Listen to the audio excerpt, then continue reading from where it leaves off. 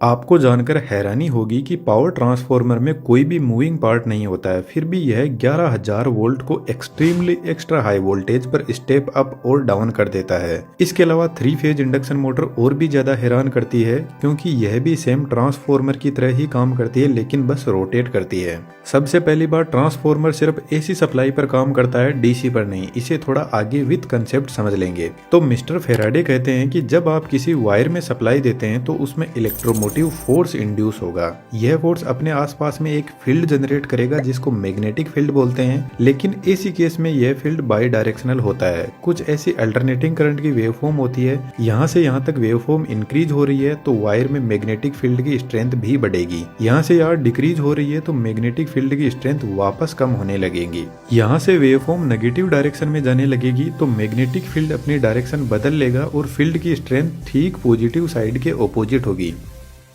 यदि कुछ ऐसी कोयल में एसी सप्लाई दी जाएगी तो इसमें मैग्नेटिक फील्ड कुछ इस टाइप का होगा जिसमें नॉर्थ और साउथ पोल भी जनरेट होंगे, लेकिन यह पोल बदलते रहेंगे अकॉर्डिंग टू वेवफॉर्म। यदि इसी कंडीशन में डीसी सप्लाई दी जाएगी तो कोयल का मैग्नेटिक फील्ड कांस्टेंट होगा, जिसकी वजह से यह कोयल एक स्ट्रॉन्ग मैग्नेट की तरह काम करेगी। इस कोयल को इंडक्टर भी बोल सकते हैं और डीसी सप्लाई में इंडक्टर शॉर्ट सर्किट हो जाता है, क्योंकि इसमें कोई फ्रीक्वेंसी होती ही नहीं है, इसलिए ट्रांसफार्मर डीसी पर ऑपरेट नहीं करते हैं। यदि पावर ट्रांसफार्मर में डीसी सप्लाई दी गई तो अपने आसपास में इतना स्ट्रॉन्ग मैग्नेटिक फील्ड जनरेट करेगा कि यह सभी चीजों को अपनी तरफ खींच लेगा।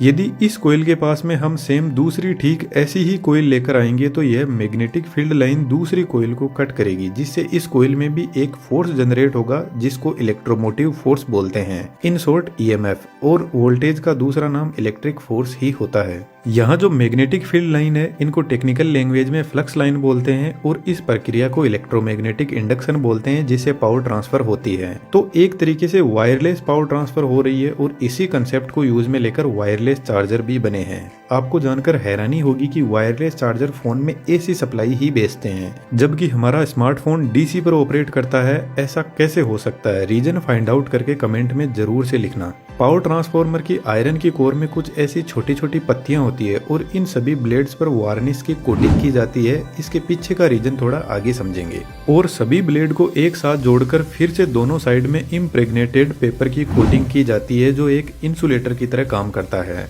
और उसके बाद में दोनों कॉइल को सेट किया जाता है। ट्रांसफार्मर की कोयल कोर को टच नहीं करती है। अब इन कोयल को हम प्राइमरी और सेकेंडरी वाइंडिंग कह सकते हैं। जब हम प्राइमरी वाइंडिंग में सप्लाई देंगे तो इसमें जो फ्लक्स लाइन इंड्यूस होगी उनको आयरन की कोर पाथ प्रोवाइड करवाती है सेकेंडरी वाइंडिंग तक पहुंचने के लिए, जिससे सेकेंडरी वाइंडिंग में ईएमएफ इंड्यूस होगा। अब अज्यूम करते हैं कि प्राइमरी वाइंडिंग में टोटल टर्न 100 है और सेकेंडरी वाइंडिंग में टोटल टर्न 50 है। यहाँ पर आप एक चीज अपने दिमाग में बिठा लो कि प्राइमरी वाइंडिंग में जो एक टर्न है उसमें जो ईएमएफ इंड्यूस होगा सेम टू सेम इतना ही ईएमएफ सेकेंडरी वाइंडिंग के एक टर्न में जनरेट होगा, क्योंकि जितनी फ्लक्स लाइन इस एक टर्न से निकल रही है उतनी ही तो सेकेंडरी वाइंडिंग के एक टर्न में पहुंचेगी।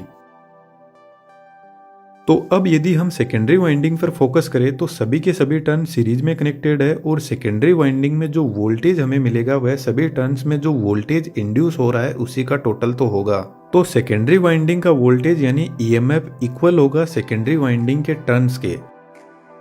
ऐसा ही प्राइमरी वाइंडिंग में होगा EMF induce in primary winding equal to number of turns in primary. EMF और वोल्टेज में एक छोटा सा फर्क होता है। वोल्टेज प्राइमरी वाइंडिंग के टर्मिनल पर लगा हुआ है, जब ये वाइंडिंग में पहुंचेगा तो वाइंडिंग का कुछ रेजिस्टेंस होता है जिसकी वजह से थोड़ा सा वोल्टेज कम हो जाता है, और जैसे ही वोल्टेज कम होता है तो हम उसको बोलते हैं कि इतना इतना ईएमएफ इंड्यूस हुआ है। अब अज्यूम करते हैं कि प्राइमरी वाइंडिंग में 100 वोल्ट हमने दिया तो सेकेंडरी वाइंडिंग में 50 वोल्ट ही मिलेगा, क्योंकि 50 टर्न में से सभी टर्न की कैपेसिटी 1 वोल्ट की है और सब ने अपना अपना 1 वोल्ट लेकर 50 वोल्ट दे दिया, जो हमें सेकेंडरी में मिलेगा, यानी वोल्टेज स्टेप डाउन हो गया। इसी तरीके से सेकेंडरी वाइंडिंग में नंबर ऑफ टर्न्स इंक्रीज करके वोल्टेज बढ़ाया जाता है। अब थोड़ी आसानी के लिए हमने एक इक्वेशन बना ली, number of turns in primary upon number of turns in secondary is equal to EMF induce in primary upon EMF induce in secondary. एक स्टेप और आगे बढ़े तो करंट भी आ जाता है और करंट वोल्टेज का जस्ट ऑपोजिट होता है। तो सिंपल सी बात है, ट्रांसफार्मर यदि वोल्टेज को बढ़ाता है तो करंट को कम कर देता है, क्योंकि पावर हमेशा फिक्स रहती है। वोल्टेज करंट को कम ज्यादा किया जा सकता है, पावर नहीं बदली जा सकती। जब ट्रांसफॉर्मर में सप्लाई दी जाती है तो according to Faraday EMF induce होगा और ईएमएफ फ्लक्स लाइन भी जनरेट करेगा। इसके अलावा जो ट्रांसफॉर्मर की कोर है उसमें सर्कुलेटिंग करंट भी जनरेट होगा और इस सर्कुलेटिंग करंट को एडी करंट बोलते हैं, जिसकी हमें बिल्कुल भी जरूरत नहीं है। पानी में कभी ऐसी सिचुएशन बनती है कि कुछ ऐसा भंवर बनता है, ठीक ऐसा ही एडी करंट होता है जो कोर में घूमता है। इसलिए आयरन की कोर को सबसे पहले पतली पतली पत्तियों में डिवाइड किया जाता है, उसके बाद में एक एक ब्लेड को लेमिनेट किया जाता है। लेमिनेशन की थिकनेस 0.25 mm से 0.50 mm तक होती है। इसी लेमिनेशन की वजह से जो कोर का क्रॉस सेक्शन एरिया है वह रिड्यूस हो जाता है और एरिया का रेजिस्टेंस से इनवर्स रिलेशन होता है, जिससे रेजिस्टेंस बढ़ जाता है और रेजिस्टेंस आपको पता है करंट का दुश्मन होता है। तो इस तरीके से एडी करंट लॉसेस को रिड्यूस किया जाता है।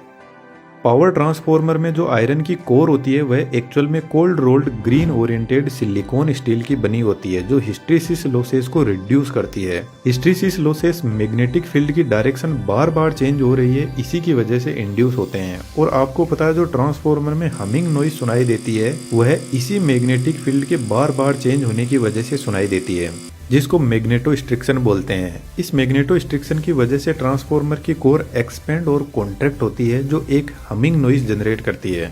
इसके अलावा भी ट्रांसफॉर्मर में बहुत सारे लॉसेस होते हैं, लेकिन मेन यही है। ट्रांसफॉर्मर में ठीक ऐसी ही 3 वाइंडिंग होती है 3 फेज के लिए, लेकिन जब हम प्रैक्टिकल ट्रांसफॉर्मर को देखते हैं तो उसमें आयरन की कोर कुछ ऐसी होती है 3 फेज सिस्टम के लिए, जिसमें सबसे पहले हर फेज के लिए प्राइमरी वाइंडिंग को सेट किया जाता है। यदि स्टेप अप ट्रांसफॉर्मर की बात करें तो प्राइमरी वाइंडिंग में कम टर्न्स होते हैं और वोल्टेज कम और करंट ज्यादा होता है, तो यहाँ पर काफी थिक कॉपर वायर काम में लिए जाते हैं। यह कॉपर वायर कम्प्लीटली इंसुलेटेड रहते हैं। प्राइमरी वाइंडिंग के ऊपर सेकेंडरी वाइंडिंग को तैयार किया जाता है। दोनों वाइंडिंग के बीच में कोई भी इलेक्ट्रिकल कनेक्शन नहीं होता है। पावर ट्रांसफर इंडक्शन प्रोसेस के थ्रू ही होती है। वाइंडिंग का कनेक्शन 2 अलग अलग कनेक्शन में किया जाता है। जो हाई वोल्टेज साइड होती है वह स्टार कनेक्शन में कनेक्टेड रहती है। स्टार कनेक्शन में 3 फेज और न्यूट्रल भी मिलता है, इसलिए आपने हाई वोल्टेज लाइन के साथ में हमेशा एक एक्स्ट्रा वायर देखा होगा जो न्यूट्रल का होता है। Low voltage side delta connection में कनेक्टेड रहती है, इसमें सिर्फ 3 फेज होते हैं। दोस्तों कंफ्यूज नहीं होना है, मुझे पता है थोड़ा ज्यादा ही टेक्निकल है, पर टेक्नोलॉजी बहुत कमाल की है। अब यार 3D एनिमेशन की स्किल भी बहुत कमाल की है। आप चाहो तो हमारी 3D कम्युनिटी में आ सकते हो। स्टेप अप ट्रांसफॉर्मर सिर्फ एक ही जगह यूज होता है, पावर प्लांट में, जहां इलेक्ट्रिसिटी जनरेट होती है। वहीं से वोल्टेज को बढ़ा दिया जाता है। उसके बाद में जितने भी ट्रांसफॉर्मर होते हैं वह सभी के सभी स्टेप डाउन होते हैं। और स्टेप डाउन ट्रांसफॉर्मर में हाई वोल्टेज साइड डेल्टा में और लो वोल्टेज साइड स्टार में कनेक्टेड रहती है। दोस्तों आपके लिए एक छोटा सा क्वेश्चन है और इसका रिप्लाई यदि आपने सही से दे दिया तो आपके कमेंट को मैं पिन जरूर से करूंगा। ट्रांसफॉर्मर की एक साइड स्टार में कनेक्टेड रहती है तो दूसरी साइड डेल्टा में कनेक्टेड रहती है। और ऐसा हमेशा ही होता है कि ट्रांसफॉर्मर की एक साइड दूसरी साइड के जस्ट ऑपोजिट कनेक्शन में कनेक्टेड रहती है। रीजन फाइंड आउट करके कमेंट में जरूर से लिखना। ट्रांसफॉर्मर की वाइंडिंग को टैंक में रखा जाता है और टैंक में ऑयल भरा रहता है। ट्रांसफॉर्मर में मिनरल ऑयल और सिंथेटिक ऑयल यूज होता है, जो एक पेट्रोलियम प्रोडक्ट ही है। इस ऑयल के 2 पर्पज है। यह ट्रांसफॉर्मर में कूलिंग भी करता है और इंसुलेशन भी प्रोवाइड करवाता है। इतना सब होने के बाद ट्रांसफॉर्मर को पैक कर दिया जाता है। ट्रांसफॉर्मर की वाइंडिंग बॉडी से टच नहीं हो जाए इसलिए हाई वोल्टेज और लो वोल्टेज साइड के लिए बूसिंग लगी रहती है, जो एक इंसुलेटर ही है। यह बूसिंग पोर्सलेन की बनी होती है। पावर ट्रांसफॉर्मर के साइड में बड़े बड़े रेडिएटर लगे रहते हैं, जिनके अंदर कुछ ऐसी पतली पतली प्लेट होती है और बीच में से एयर फ्लो होने के लिए जगह होती है। जब ट्रांसफॉर्मर फुल लोड पर होता है तो वाइंडिंग काफी गर्म होने लगती है और वाइंडिंग के कांटेक्ट में आकर ऑयल भी गर्म होने लग जाएगा और ऑयल गर्म होकर ऊपर उठने लगेगा और रेडिएटर से होकर फ्लो होने लगेगा। रेडिएटर बेसिकली जो ऑयल का सरफेस एरिया है उसको इंक्रीज कर देता है और जब ऑयल गर्म रेडिएटर से फ्लो होगा तो नेचुरल एयर इस गर्मी को लेकर आगे निकल जाएगी। पावर ट्रांसफॉर्मर में कूलिंग के लिए रेडिएटर पर बड़े बड़े फैन भी लगे रहते हैं, जो ऑटोमेटिकली ऑपरेट करने लग जाते हैं जब ट्रांसफॉर्मर ज्यादा गर्म होता है। तो जब ट्रांसफॉर्मर अपने रेटेड टेम्परेचर से 10 डिग्री सेंटीग्रेड भी ऊपर चला जाता है तो इंसुलेशन की लाइफ हाफ हो जाती है। ट्रांसफॉर्मर के ऊपर एक बड़ा और टैंक लगा रहता है जिसको कंजर्वेटर बोलते हैं। इसमें ट्रांसफॉर्मर के लिए एक्सेस ऑयल भरा रहता है। यह टैंक ऑयल से आधा ही भरा रहता है, क्योंकि जब ट्रांसफॉर्मर फुल लोड पर होता है तो ऑयल गर्म होकर एक्सपेंड करने लगेगा। तो ऐसी कंडीशन में ट्रांसफॉर्मर कहीं फट ना जाए इसलिए ऑयल एक्सपेंड होकर कंजर्वेटर में चला जाता है। कंजर्वेटर से एक डिवाइस और कनेक्टेड रहती है जिसको ब्रीदर बोलते हैं। तो ऑयल एक्सपेंशन की वजह से गैस बाहर निकलेगी, उसको ब्रीदर से एनवायरनमेंट में छोड़ दिया जाता है। लेकिन ब्रीदर का काम कुछ और ही होता है। जब ट्रांसफार्मर का तेल ठंडा होगा तो वापस कॉन्ट्रैक्ट होने लगेगा और ट्रांसफार्मर बाहर से हवा को अंदर खींचेगा। इस कंडीशन में एनवायरनमेंट के अंदर एयर में बहुत ज्यादा मॉइस्चर कंटेंट होता है और यह मॉइस्चर ट्रांसफार्मर के ऑयल में चली गई तो वाइंडिंग डैमेज हो जाएगी। इसलिए ब्रीदर में सिलिका जेल भरा रहता है जो मॉइस्चर कंटेंट को एब्जॉर्ब कर लेता है।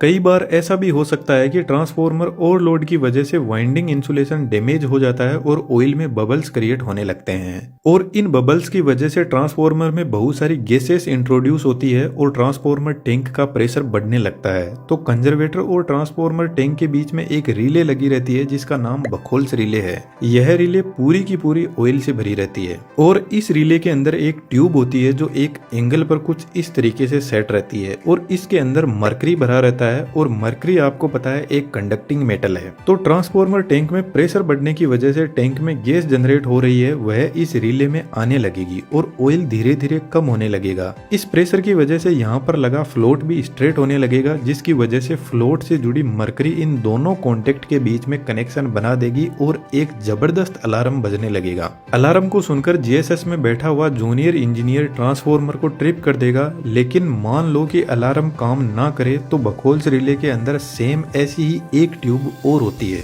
तो जब सीवियर फॉल्ट होता है तो गैसियस प्रेशर बढ़ने की वजह से ऑयल और नीचे आने लगेगा और यह स्विच भी एक्टिवेट हो जाएगा ठीक ऊपर वाले जैसे ही। इस स्विच का काम है ट्रांसफार्मर के पास लगे सर्किट ब्रेकर को सिग्नल भेजना जिससे सर्किट ब्रेकर ही ट्रांसफार्मर को ट्रिप कर देगा। एक वर्स्ट सिचुएशन और लेकर चलते हैं। मानकर चलते हैं कि सर्किट ब्रेकर भी ऑपरेट नहीं हुआ और टैंक के अंदर जबरदस्त ऑयल का प्रेशर क्रिएट हो गया। यदि यह टैंक फट गया तो ऑयल काफी गर्म है और काफी दूर में फैल जाएगा जिसकी वजह से फायर को बुझाना बहुत मुश्किल हो जाता है क्योंकि यह ऑयल एक पेट्रोलियम प्रोडक्ट ही है और एक 400 केवीए ट्रांसफार्मर में 450 लीटर ऑयल भरा रहता है। तो टैंक के ऊपर एक एक्सप्लोजिव वेंट लगा रहता है जिससे ऑयल जिस तरीके से हमारे घर में कुकर ऑपरेट होता है ठीक उसी तरीके से यह ऑपरेट होगा और हाई प्रेशर को बाहर रिलीज कर देगा। लेकिन जो पावर ट्रांसफार्मर होता है उसमें एक एक्स्ट्रा फीचर और होता है। ट्रांसफार्मर के पास में ही जमीन के अंदर टैंक बनाए जाते हैं तो ऐसी कंडीशन में ऑयल ट्रांसफार्मर टैंक से इन्हीं टैंक के अंदर चला जाएगा और ट्रांसफार्मर ट्रिप हो जाएगा। लेकिन दोस्तों पावर ट्रांसफार्मर को स्टार्ट करना कोई आसान काम नहीं है। जब ट्रांसफार्मर को ऐसे ही स्टार्ट कर दिया जाता है तो हाई इनरस करंट जनरेट होता है जो फुल लोड करंट का 4 से 5 गुना होता है जो वाइंडिंग को डैमेज कर सकता है। इसलिए पावर ट्रांसफार्मर को हमेशा इस वेवफॉर्म के पीक पॉइंट पर स्टार्ट किया जाता है ताकि इनरस करंट को रिड्यूस किया जा सके। ट्रांसफार्मर को लाइन से कनेक्ट करने से पहले प्राइमरी वाइंडिंग की तरफ एक सर्किट ब्रेकर लगा रहता है फॉल्टी सिचुएशन में ट्रांसफार्मर को ट्रिप करने के लिए और उससे पहले लाइटिंग अरेस्टर लगा रहता है जो लो रेजिस्टिव पाथ प्रोवाइड करवाता है और लाइन में आ रहे एक्स्ट्रा सर्ज को ग्राउंड कर देता है। पावर ट्रांसफार्मर काफी हेवी और कॉस्टली इक्विपमेंट आते हैं। यदि ये डैमेज होते हैं तो बहुत सारे इक्विपमेंट को डैमेज कर देते हैं, इसलिए इनकी सेफ्टी बहुत जरूरी है। यदि आप इंजीनियरिंग फील्ड से हो तो एक बार पावर ट्रांसफार्मर 400 केवीए या 220 केवीए जीएसएस में जाकर जरूर से देखना, आपको बहुत कुछ सीखने को मिलेगा। एनिमेशन की दुनिया में आना चाहो तो हमारा कोर्स आपको एनिमेशन सिखाने में बहुत हेल्प करेगा। सभी की सभी डिटेल डिस्क्रिप्शन में अवेलेबल है। हमारी कोशिश है फ्यूचर में और भी अच्छे वीडियोस लाने की, तो सब्सक्राइब करके लाइफ अड्डा के परमानेंट मेंबर बन सकते हो। Thank you.